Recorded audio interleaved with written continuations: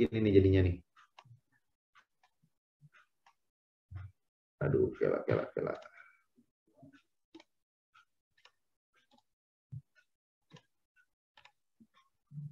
Kalau misalnya ini poros, ya, terus kalian ingin ngelakuin proses alur, maka hasilnya adalah bukan di ujung, tapi bisa jadi di tengah atau tergantung kebutuhan. Yang pasti bukan di ujung ngebutnya, mulainya itu bisa dari tengah. Nah, nanti hasilnya itu, ini tuh jadi permukaannya itu lebih kecil diameternya. Jadi diameternya segini, yang ini diameternya segini. Jadi ngebubutnya itu di antara dua buah permukaan. Permukaan ini dan juga permukaan yang sebelah kiri dan sebelah kanan. Jadi ngebubutnya di tengah-tengah sini. Nih kalau ngikutin gambar. Kayak gitu. Pahatnya juga pahat khusus nih. Nggak bisa kita pakai pahat feeding untuk ngelakuin proses alur. Kenapa? Karena kalau di proses alur ini, kalau kita pakai pahat feeding, pahatnya itu bisa nabrak ke permukaan yang kiri ataupun yang kanan. Makanya pahatnya khusus untuk pembubutan alur. Nah, untuk pembubutan tirus, tadi itu untuk membuat bidang miring, kerucut juga boleh lah. Nah, caranya itu macam-macam nih kalau untuk melakukan pembubutan tirus. Yang pertama itu bisa si toolpost. Sebentar, mana ya? Nah, ini.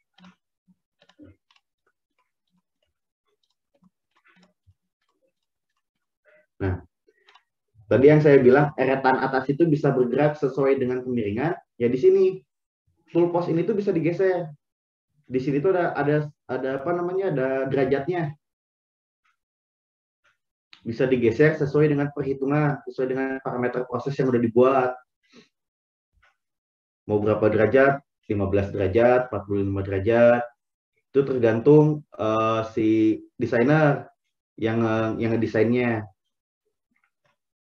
Nah, selain itu juga pembubutan tirus bisa juga dengan menggeser si sumbu tile stock. Nah, kalau di lab itu nggak ada sebenarnya alatnya itu.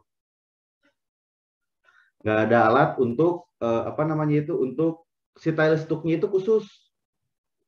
Jadi bukan tile stock biasa. Jadi gini, bentuk si tile stock tuh kalau dari tile stock itu kalau dari belakang kayak gini nih.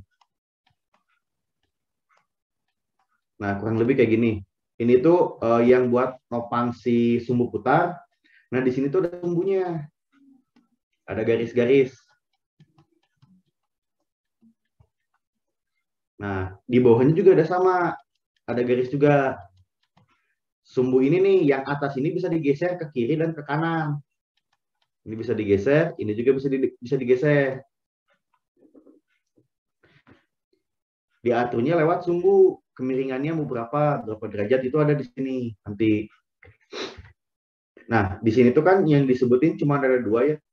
Bisa tile stock, bisa toolpost. Ada satu lagi sebenarnya menggunakan alat bantu namanya taper attachment. Kalian coba aja nanti cari di Google lah. Taper attachment itu seperti apa. Itu juga bisa untuk ngelakuin pembubutan tirus kayak gitu. Ada yang mau ditanyain untuk alur dan tirus?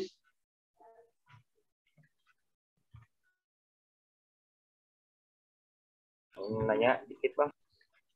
Ya silahkan. Nama Raihan, NRP 12.12.07.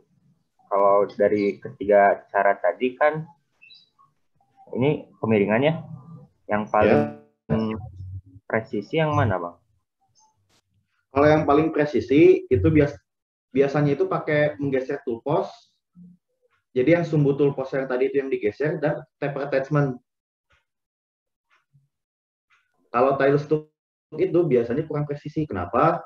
Karena tile stock itu kan berarti di bagian paling ujungnya nih yang digeser itu. Duh, itu sih ngejelasinnya sih kalau di lab mah enak ngejelasinnya ya. Nah, gimana ya? Nah, si apa namanya? Kalau kita pakai menggeser tile stock, tailstock itu pertama di spindle itu harus dijepit. Jadi si benda kerja itu berputarnya nggak boleh balance. Itu yang pertama. Yang kedua, si tailstocknya itu sumbunya digeser, terus ngejepit. Jadi miring. Yang asalnya lurus kayak gini nih, nanti benda kerjanya jadi miring gini. Nah, miring ke sini. Ini tuh kurang presisi. Kenapa? Karena kita harus mainin di spindle-nya. Kada susah sebenarnya. Sebenarnya kalau presisi sama-sama aja sih. Tergantung operatornya. Cuman ya itu kesulitannya. Kesulitannya itu lebih susah untuk yang tailstock. Kalau taper attachment itu pakai alat bantu. Di sini nggak dimasukin sih fotonya sih. Nanti kalian bisa cari aja di Google. Itu. Ada yang ditanyain lagi? Bang, izin bertanya, Bang. Nama Silakan. dari lahir NFP 12 2019 020. Nah, itu kan dibikin si benda kerjanya ya, Bang, yang dibikin miring.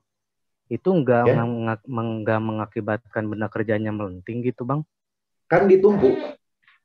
Di Nih, ini kan ditumpuk sama tailstock, tetap ditumpuk. Oh gitu. Ini tuh tetap numpuk. Jadi berarti nggak dibengkokin benda kerjanya, nggak dibengkokin benda kerjanya gitu bukan ya, benda kerjanya yang dibengkokin, tapi posisinya dalam artian di spindle ini tuh dikasih jepitan lagi. Berarti si spindle-nya juga ikut miring gitu, Bang? Bukan. Gimana ya? Nggak ada gambarnya sih. Nah, ini kan spindle nih, ada cekam nih, 3 biji kan? 1, 2, 3 nih ya kan? Kalau kita mau pakai membuat tirus dengan menggeser sumbu di tailstock, nah di sini tuh dikasih kayak bukan plat sih, kayak ganjelan lah. Si cekamannya dibikin longgar gitu ya, Bang ya? Bukan, nggak boleh. Kalau cekam nggak boleh dibikin longgar. Kalau cekam dibikin longgar, bisa mental itu benda kerjanya. Bahaya. Kalau cekam harus tetap kencang. Cuman, kan ini kan ada 3 nih cekamnya nih. Ya kan? Di salah satu cekamnya itu dikasih bantalan lagi. Fungsinya apa? Gini deh. Nih ya, misalnya ini porosnya. Kalau di sini dikasih bantalan, di yang sebelah sini, posisinya kan nanti berputarnya nggak akan balance. Oh iya. Nah, gimana caranya biar putarannya bisa balance walaupun tetap dikasih bantalan sama tailstock. Tailstocknya itu diatur sesuai dengan bantalannya ini. Yang tadi saya bilang di sini nih. Mana? Nah, di sini. Ini tuh digeser nih yang sebelah atas. Yang atas tuh digeser. Mau ke kiri atau ke kanan sesuai kebutuhan. Nanti ketika si tailstock ini udah digeser, terus numpuk si benda kerja yang dikasih bantalan tadi, berputarnya jadi balance. Cuman miring aja posisinya nanti. Kayak gitu.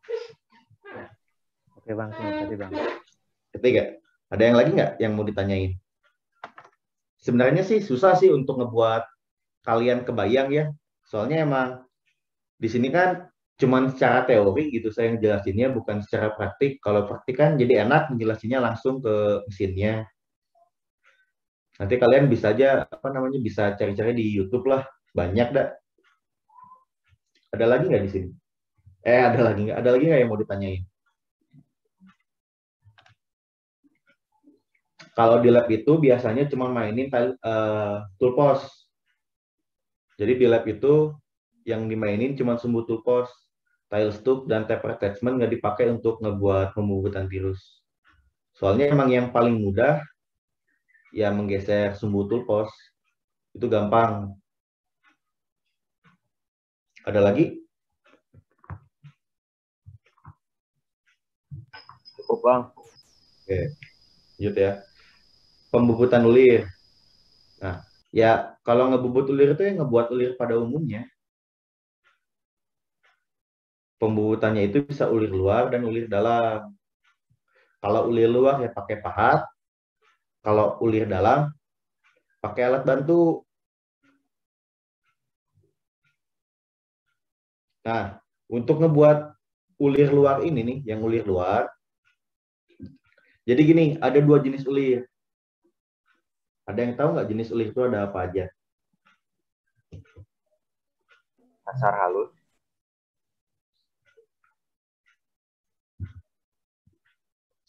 Kasar halus. Kalau bahasa tekniknya gimana? Izin jawab Bang. Raihan 12 terus sama 07. Drat besar, drat kecil bukan Bang? Bukan, bentuknya.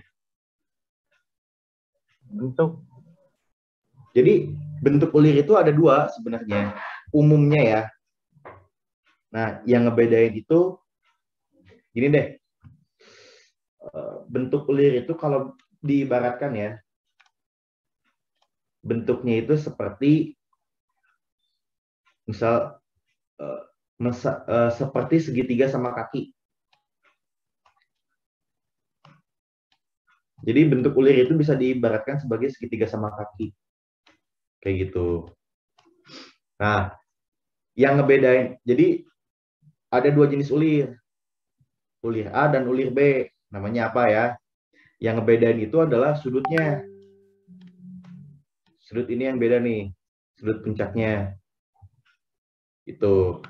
Ada yang tahu nggak?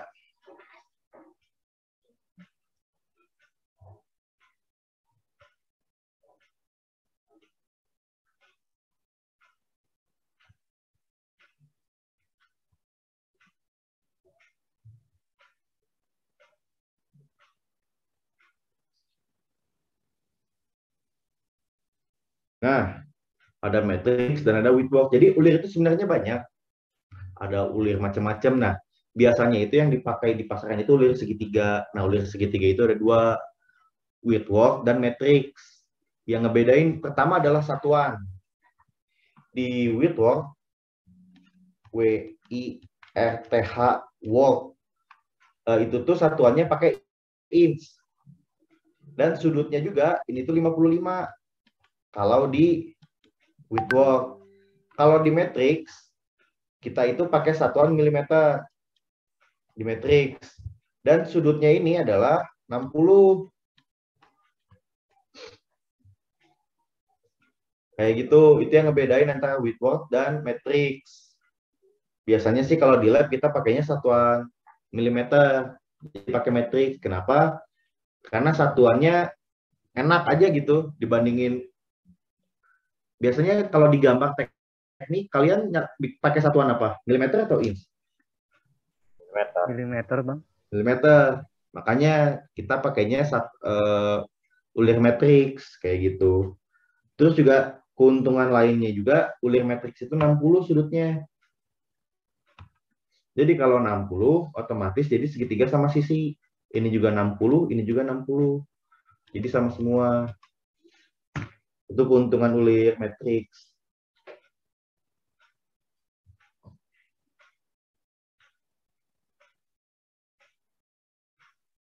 Ada yang mau ditanyain nggak? Bang mau bertanya Bang. Nama Silakan. Muhammad Muhammad Nur. NRP 12 2019 070. Kalau buat ulir dalam pahatnya gimana ya Bang? Ulir dalam itu pahatnya kayak gini nih. Jadi kayak poros lagi pahatnya itu. Cuman di sininya itu ngebentuk ulir di sininya. Di sini tuh kayak ngebentuk ulir lagi. Nah, jadi ceritanya itu kayak maksa, kayak boring. Prosesnya itu sama kayak hampir kayak boring. Jadi misalnya ya, si lubang untuk dibuat ulirnya itu 8. Bukan 8. 9. Diameter 9. Tapi kita pingin buat jadi diameter ulir 10. Nah, si pahatnya itu yang dipakai 10. Kenapa? Jadi biar nanti itu ngebentuk di dalamnya ini. Nah, di sini tuh nanti ngebentuk.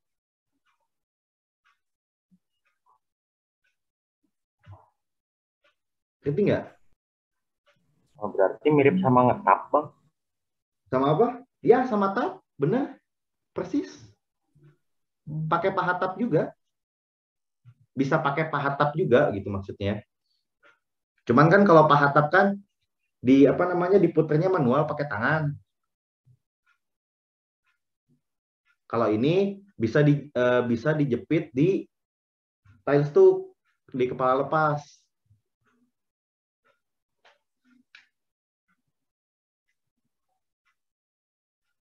Ada yang mau ditanyain? Bang mau tanya bang, Silahkan. nama Yosa Putra, NRP 12 2018 097. Kalau untuk eretannya, kalau misalkan buat ulir ini, eretannya harus ini kan Nah, harus gimana? presisi jadi pakai manual atau otomatis bang eretannya itu? Nah, kalau untuk pembuatan ulir, diharuskannya itu pakai otomatis. Si poros pembawanya juga harus diganti, jadi poros pembawa lead screw. Nggak bisa kita pakai feed rod, tapi pingin ngebuat ulir, nggak bisa. Kenapa? Karena kalau misalnya dilihat ya, si pergerakan pahat itu kurang lebih itu maju mundur. Jadi dia itu geser ke kiri gitu ya. Tapi dia itu kayak maju mundur, maju mundur gitu. Untuk kebentuk si bentuk ulirnya. Jadi di toolposnya itu maju terus mundur, tapi sedikit sekali pergerakannya. Itu yang ngebuat bentuk ulirnya kayak gitu. Ada yang mau ditanyain lagi? Bang izin bertanya. Sama. Bang. Ya, gimana? Nama Hamzah Ibnul Khair, NRP 12 2019 020. Bang, itu buat yang membedakan si derajat yang with rope ya sama metrik itu, dia yang ngebedain derajatnya itu dari jenis pahatnya atau proses kerjanya, Bang? Jenis pahat. Pahat yang dipakai juga nggak bisa sembarangan. Kalau kita mau pakai pingin ngebuat ulir matrix, ya kita pakai pahat matrix. Kenapa? Karena pahat yang dipakai untuk bubut ulir dengan bubut feeding, turning atau facing itu beda. Bentuknya itu kurang lebih kayak segitiga juga jadinya. Kenapa saya mengibaratkan si ulir itu seperti segitiga? Karena bentuk pahatnya juga sama kayak segitiga. Bentuknya itu hampir sama. Nanti di video dijelasin juga kok macam-macam pahatnya. Nah, kalau kalian googling gitu ya, ada yang namanya malpahat bubut. Jadi kalau misalnya kita mau pahatnya tumpul gitu ya, terus kita pingin ngasah sendiri, itu ada malnya. Fungsinya mal untuk apa? Supaya si sudut yang kebentuknya juga sama, masih 60 derajat. Soalnya kalau pahat ulir, itu nggak boleh ngasahnya. Harus pakai mal. Bentuk malnya itu kertas biasa. Cuma nanti di sini tuh ada sudutnya. Nah, kayak gini nih. Nanti si pahatnya dimasukin ke sini. Udah sama belum bentuknya? Gini doang malnya itu. Ada yang mau ditanyain lagi? Izin bertanya, Bang. Nama Fahmi Muhammad Nur, NRP 12 2019 070. Kalau lagi pembentukan ulir, itu teh pergerakannya cepat atau lambat, Bang? Kalau untuk bubut ulir, diwajibkan untuk pakai RPM yang paling rendah, 75. Di mesin itu, kalau di lab itu mesin bubutnya itu paling rendah tuh 75. Diwajibkan pakai yang 75. Kenapa? Karena riskan cacat kalau ulir itu, dan ditakutkan nggak kontinu si ulirnya. Jadi keputus.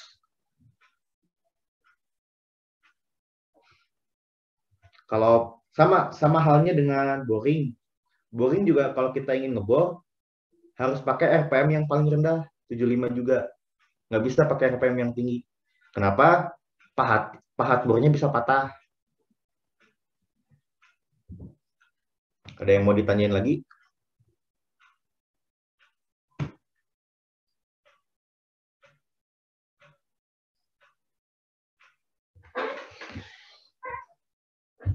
Ada yang mau ditanyain nggak? Cukup, Bang. Cukup. Oke. Lalu untuk rimming. Rimming itu fungsinya hanya untuk memperluas lubang. Nih ya, bertujuan untuk memperluas diameter lubang. Nggak bisa rimming untuk memperdalam. Tuh. Ada yang mau ditanyain nggak untuk ini? Pahatnya juga beda. Pahatnya itu benar kayak gini, cuman disebutnya pahat paruh burung. Bentuknya itu kayak paruh. Nah, kayak gini. Kurang lebih sama lah kayak gini lah. Mirip paruh burung.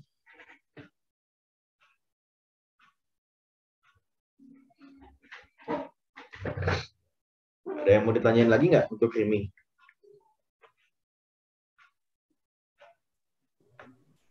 Bang. Oke. Ini ada drilling. Drilling itu pembuatan lubang awal.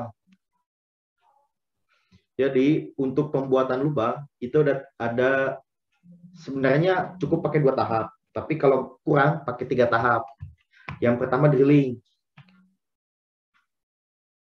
Nah, kenapa drilling itu? Kenapa kita itu perlu drilling dulu? Sebelum melakukan boring. Gini deh, logikanya permukaannya kan asalnya rata nih, ya. Permukaannya asalnya rata, langsung dihajar pakai pahat bor. Kemungkinan terbesarnya adalah pahat bornya patah.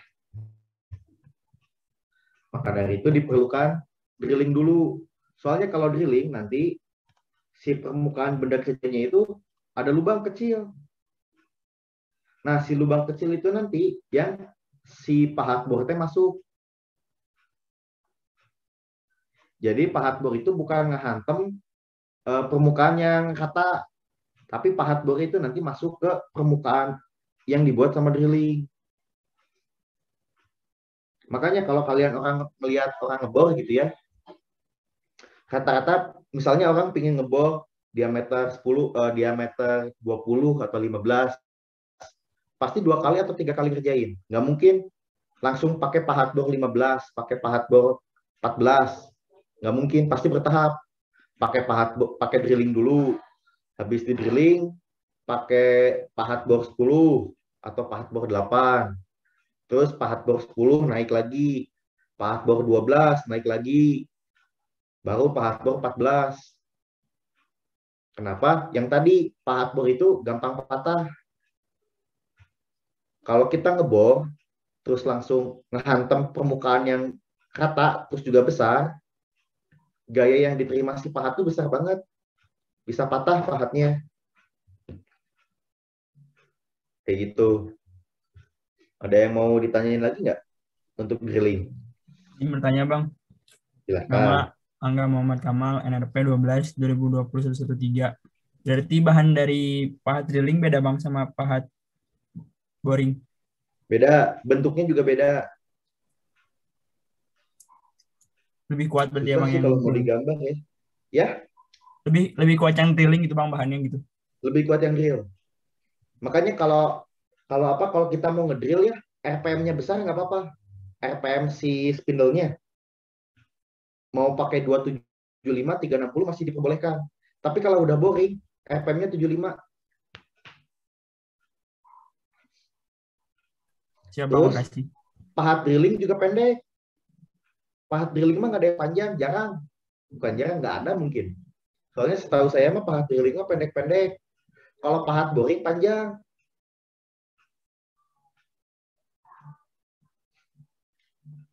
Ada yang mau ditanyain lagi? Silahkan.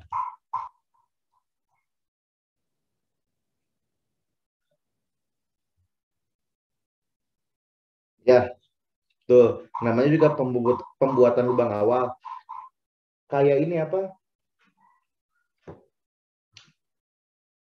Bukan tap, apa ya sebutannya? Kalau kita pengen nandain ngebor pakai ini apa namanya? Ngebor pakai bor tangan. Kita pengen punya plat, mau dibor. Kan kalau plat mau dibor kan susah kan, kalau misalnya langsung dibor harus ditandain dulu. Ya enggak? Soalnya kalau nggak ditandain, si bornya bisa lari kemana-mana. Sedangkan kalau kita tandain dulu di tab, namanya di tab teh, nanti ada lubang awal nih di tab tuh. Nah, ketika ada lubang awal, terus kita bor, maka si pahat bornya nanti diam di sini. Nah, kurang lebih fungsinya juga sama kayak gitu.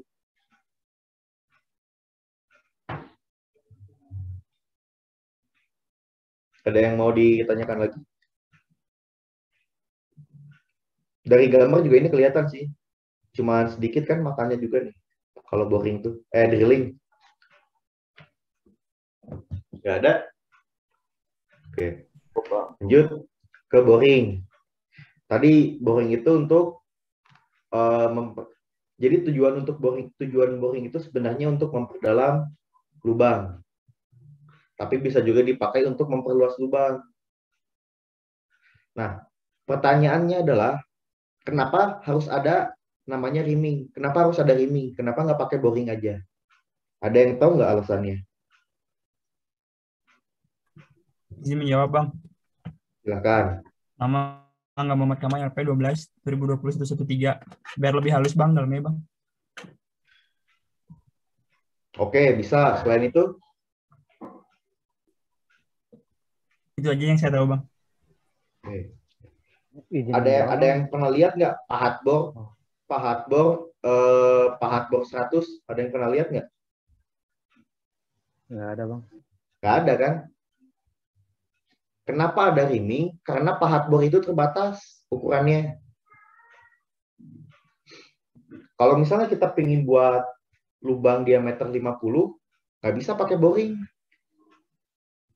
Soalnya paling bor itu cuma sampai 30-an, 35 gitu ya. Yang di lab itu ada 35 kalau nggak salah. Cuma sampai segitu. Terus 35 sampai 50-nya harus pakai apa? Pakai rimming.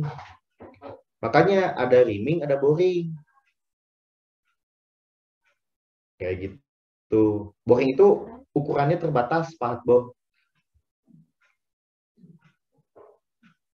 Ada yang mau ditanyain lagi untuk boring?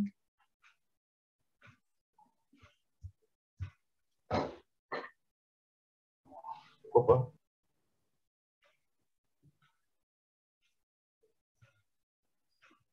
Oke, sekarang ada knurling. Nah, kalau knurling itu untuk membuat pola arsiran. Jadi si knurling itu untuk biasanya untuk pegangan. Nah, ada yang tahu nggak bentuk pahat knurling itu kayak gimana? Knurling itu sejenis ulir tapi lebih kecil lagi, bentuknya malah jadi kayak diamond. Kita kalau mau ngebuat knurling ya pakai pahat knurling, terus pakai ini apa namanya, pakai lead screw, nggak bisa pakai feed rod juga. Soalnya knurling itu diasumsikannya dimasukin ke ulir, cuman lebih kecil lagi, bentuknya kayak diamond. Bentuk pahatnya itu kayak huruf Y, kayak gini. Cuman nanti di sini tuh ada roda. Nah, ada roda di sini tuh. Nah, si roda ini tuh nanti ngebentuk ngebentuk gripnya kayak diamond. Bentuknya itu nih kayak diamond kecil-kecil. Rodanya bisa muter nanti tuh. Kayak gitu kalau pahat knurling. Ada yang mau ditanyain nggak? Sebenarnya dikit sih materi untuk PRM02 mah. Harusnya lebih banyak di teori. Nggak ada? Udah, kalau nggak ada berarti kita mulai masuk ke pengolahan data. Nah, ini tuh ada skala nih. Bisa lihat dulu ya di sini ya, ada skala mesin bubut. Maksudnya skala adalah kalau kalian ngelihat eretan ya, itu tuh ada garis-garisnya. Ada 1 garis, ada 2 garis, ada 3 garis. Maksudnya adalah setiap 1 garis kita muter 1 garis, maka itu sama dengan 0,03 mili. Tapi ingat, ya, kalau misalnya ini poros, terus kita makan 0,03 mili, itu tuh cuma satu sisi. Sisi ininya belum kehitung. Kan kalau poros muter kan, berarti satu skala itu bukan 0,03 mili, tapi ngurangin diameter 0,06 mili. Karena bukan cuma satu sisi ini, tapi sisi ini juga nanti kemakan. Soalnya muter benda kerjanya. fungsinya skala ini itu nanti untuk menghitung Z nih. Menghitung Z ini. Tuh. Nah, sekarang kalian itu punya benda kerja. Ukuran awalnya 150, diameternya 40. Ya. Nah, setelah itu, kalian itu pengen ngebubut si material porosnya ini. Hasilnya itu nanti kayak gini nih hasilnya.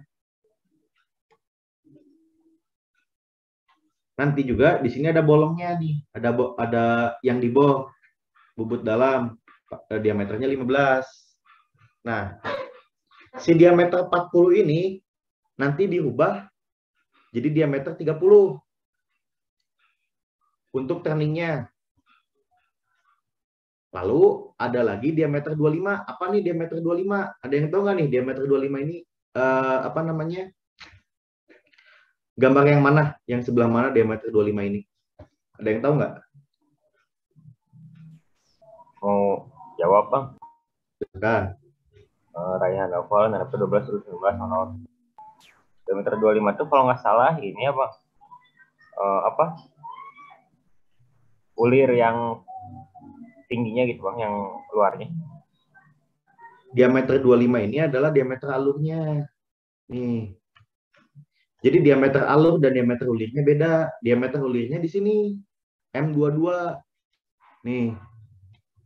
Berarti ulirnya pakai diameter 22. Gitu. Dari gambar ini ada yang mau ditanyain nggak? Atau ada keterangan yang belum jelas? Nggak ada? Oke. Nah. Mau nanya, Bang? Apa? Mau nanya? Ya, sok. Raihan 12 19 video. Nah, kalau misalkan itu kan yang diameter ulir itu 22 kali 2 ya? Ya. Kali 2-nya itu apa sih, Bang? Ini tuh matrix. Matrix 2. Ya. Oh. Nanti saya jelasinnya di perhitungan. Tapi itu ngejelasin matrix. Jadi matrix itu banyak. Kalau di mesin bubut ada matrix 1, matrix 1,25, matrix 1,5, matrix 2, itu bebas. Nah, semakin besar si matrix yang ini, maka semakin jarang si ulirnya. Kayak gitu. Jadi kalau misalnya di segitiga yang sama kaki tadi ya, si 2 ini tuh melambangkan apa? Si 2 tuh melambangkan ini, jarak ini, 2. Itu. Ada yang mau ditanyain lagi nggak? Besar matrixnya makin kasar beratnya gitu, Bang.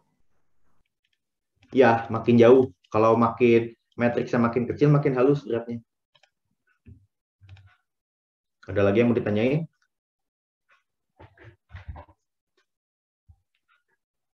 Oke, kalau nggak ada, jadi tugas kalian adalah menghitung waktu yang dibutuhkan untuk setiap proses.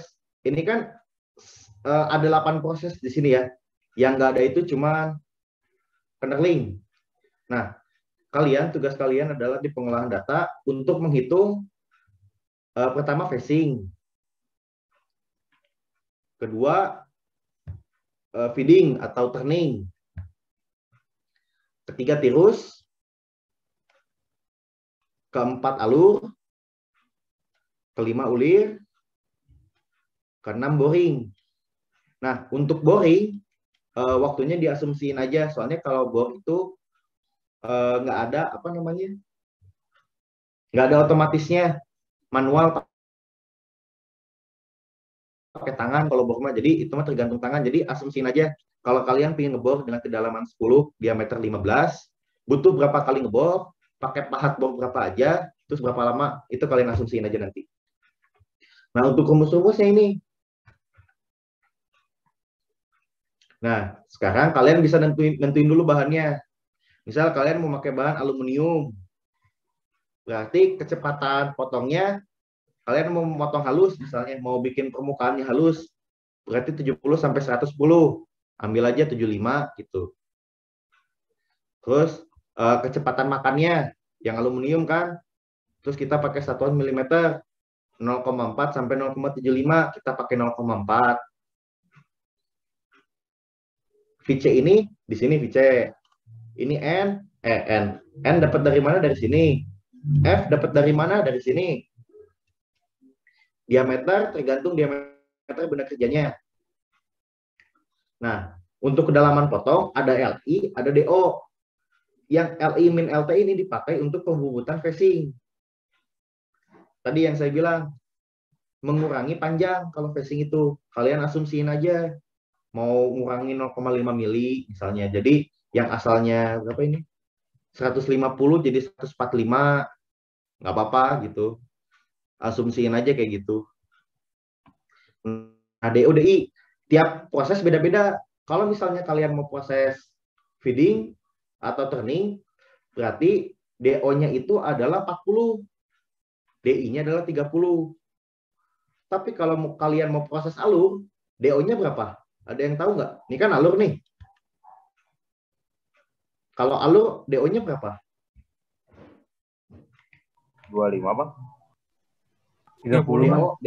DO itu diameter awal, DI itu diameter akhir. Kalau feeding, DO-nya adalah 40. DI-nya adalah 30.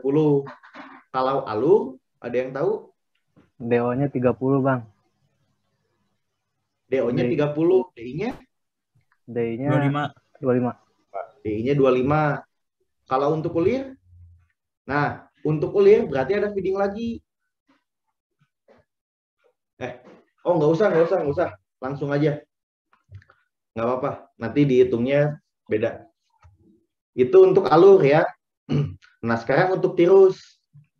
Tadi kan di tirus itu kalian ini apa? Muter sumbu tulpos, ya kan? Bener nggak? Ya, Bang. Iya, Bang. Nah, sumbu tulpos itu ada derajatnya, ya kan? Gimana caranya kita nentuin derajatnya? Ya, ini itu diibaratkan kayak segitiga siku-siku. Nih, si tirus. Yang diketahui apa? Panjangnya 10. Ya kan? Kedalamannya berapa nih? Ada yang tahu nggak? Tinggi ini berapa?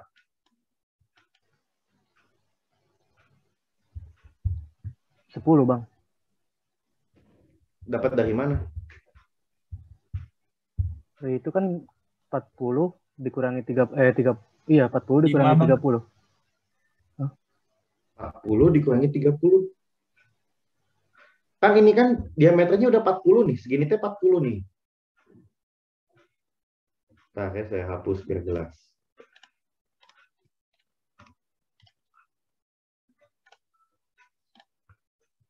Nih, diameter ini kan 40.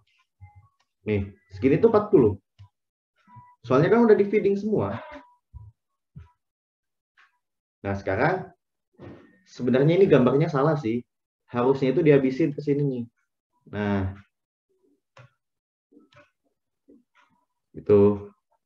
Sebenarnya dihabisin sampai ke si alur. Berarti diameternya jadi berapa? Ada yang tahu nggak? Ini udah saya kasih clue tuh. 15, Bang. Diameternya jadi sama kayak diameter alur. Jadi 25. Nah, kalau 25, berarti tinggi ini jadi berapa nih? Ada yang tahu nggak? Ini 30. Sini itu diameter 30. Di sini itu diameternya 25. Nah, 5 mili, berapa? 5 5. mili. Nah, kalau ini 5, kalian bisa dapat sudut ini. Tahu kan caranya gimana? Pitagoras, Bang. Pitagoras. Pakai sinkos. Sinkostan. Nanti kalian dapat kemiringan. Jadi, untuk perhitungan di tirus, kalian harus ada perhitungan sudut. Ini. Ya. Nah, terus untuk di waktu pemotongan, ini sebenarnya salah rumus. Ini tuh harusnya LT. LT itu panjang pemotongan. Beda-beda. Kalau kalian mau feeding, berarti panjang pemotongannya itu 150 nih panjangnya. Kalau kalian mau alur, berarti makanya cuma 10 mili LT-nya. Ulir 50, tirus 10. Beda-beda. Terus Fn ZPH-nya, ZPH ada yang tahu nggak apa? Berapa? ZPH itu jumlah mata potong. Kalau di bubut cuma 1, jadi ZPH-nya 1. Nah, untuk Z, ada A, ada abang, ada 15. Sebenarnya A itu dapat dari sini kan? A bar itu untuk skala maksimum. Untuk phasing, catat ya. Untuk phasing, untuk turning, itu pakainya skala 15. Sorry, salah. A bar itu adalah ini nih. Satu skala berapa mili? 0,03. Berarti A bar ini itu adalah ini nih, 0,03. Jadi rumusnya itu harusnya A bar per X. Nah, si X ini adalah skala maksimum. Kalau untuk phasing, untuk feeding, pakainya 15. Tirus juga pakai 15. Tapi kalau untuk alur, pakainya 5. Untuk ulir, pakainya 3. Oke? Nah, untuk waktu apa? Waktu efektif, TC dikali Z.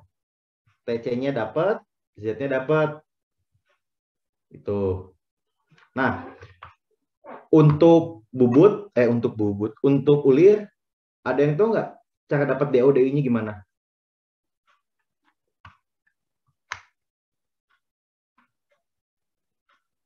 Tadi kan saya asumsiin pakai segitiga kan? Nih. Terus ada tulisan matriks 2. Maksudnya matriks 2 adalah diketahui di sininya adalah 2 mili. Lalu kita tahu bahwa ulir yang kita buat adalah ulir matriks. Jadi ini sudutnya adalah 60. Kalau ini kita potong jadi 2, jadi segitiga siku-siku. Ini 2 dipotong di tengah jadi 1. Ini sudutnya jadi 30. Untuk nyari kedalaman potongnya, gimana caranya? Ada yang tahu nggak? Kalau ini sudutnya diketahui, ini panjangnya diketahui. Kita mau nyari panjang ini. Ada yang tahu nggak caranya gimana? Pakai sin, Bang. Pakai sin kostan juga sama. Ini tuh pakai tangan kalau ini. Kalau ini pakai tangan, kalau yang tirus itu berarti pakai kan segitiga. Mau nyari sudut. Itu pakai tangan. Ini itu berarti ini juga bisa pakai tangan sih. Pakai tangan dapat juga sudutnya.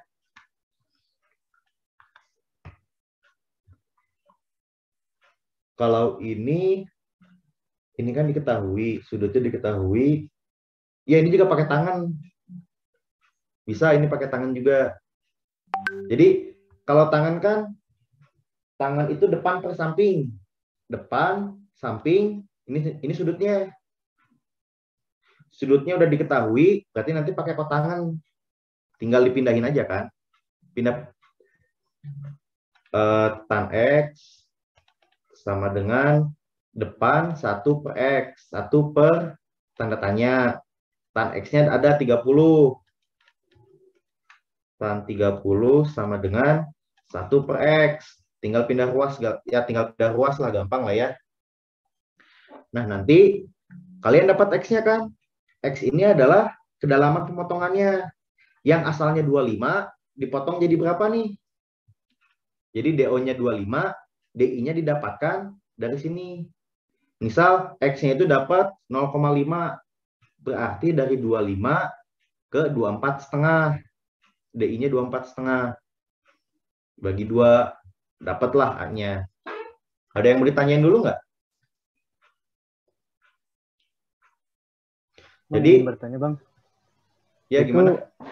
Yang A-nya itu si LI dikurangi LT per 2 itu dibagi sama DO min DI per 2. ini tuh bisa pakai yang ini, bisa pakai yang ini. Oh, Yang berarti ini atau tuh ya? dipakai, ya, yang ini tuh dipakai untuk facing doang. Yang ini dipakai untuk feeding, selain facing pokoknya ini. Oke. Nah, jadi kalian ini nanti bikin facing, bikin perhitungan facing, bikin perhitungan apa namanya, feeding, turning lah ya, facing, turning, alur, tirus, ulir. Jadi ada lima perhitungan. 1 sampai 6 semua. Terus habis itu kalian totalin waktunya. Ya, ngerti nggak? Jadi selain facing semua pakai rumus yang DO min DI per 2 itu ya Bang ya? Ya, betul. Selain facing. Kalau facing itu hanya untuk mengurangi panjang. Oke. Berarti bikin 8 itu ya Bang ya? Soalnya kan kalau itu nggak ada ya? Apa? Jadi bikin jadi ada 8 kan semuanya? Enggak, yang ada perhitungan cuma 5. Cuma 5. Drilling, boring, itu diasumsiin aja. Soalnya kalau drilling, boring itu manual. Oh, oke. Pakai tangan maksudnya, jadi nggak otomatis. Sebenarnya tirus juga manual sih, cuman bisa diotomatisin. Jadi kalau tirus tetap ada perhitungannya aja. Nah, yang ngebedain adalah yang pertama, di tirus ada segitiga yang tadi nih, untuk nentuin sudut. Di ulir, ada segitiga juga untuk nentuin kedalaman potong. Ya. Gimana, ada yang mau ditanyain lagi nggak?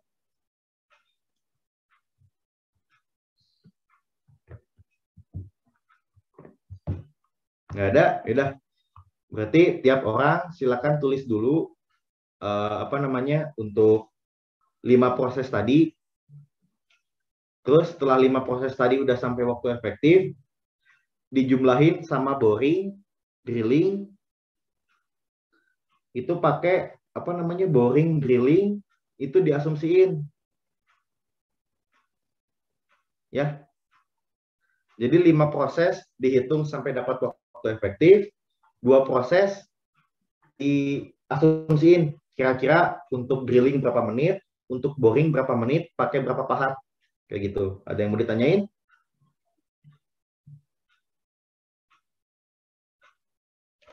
Ada nggak? Kalau nggak ada, silakan dimulai untuk ngitung parameter prosesnya. Nanti kalau mau ditanyain, silakan tanyain. Sok dimulai.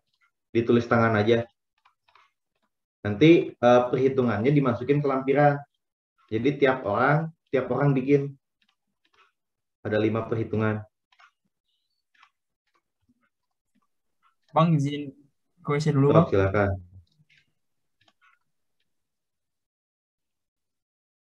Enggak, samain aja. Bebas, kalian mau pakai bahan besi cor, pakai baja karbon, sama. Tapi ya tinggal kalian ngatur antara VC dan F-nya aja. Kalau untuk skalanya tetap kayak misalnya X-nya yang tadi 15 untuk apa aja, terus alur pakai X berapa, ulir pakai X berapa, itu sama.